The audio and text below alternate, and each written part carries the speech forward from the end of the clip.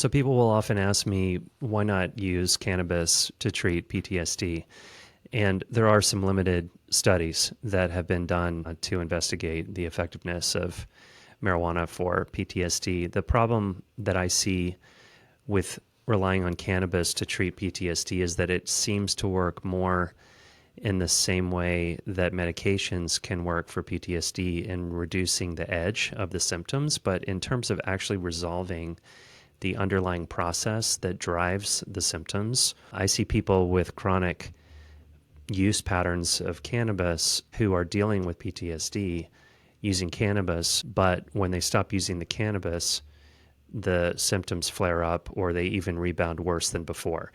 So I tend to look at cannabis the same way I look at benzodiazepines or other addictive psychiatric medication. It may be very useful in the short term to lower the severity of symptoms, but in terms of long-term use, there are a lot of negatives associated with that.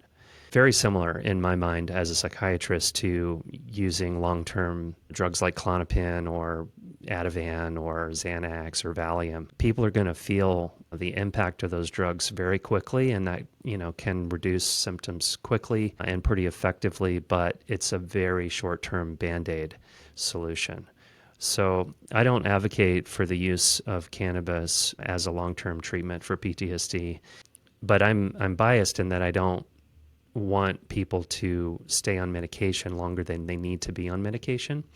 I have the same attitude with other mind-altering drugs. So people often ask, is cannabis the same as something like ketamine or MDMA or psilocybin for the treatment of PTSD? And I say no, it's more of a symptom reliever. It's not something that's going to necessarily help you get to the root cause and resolve that.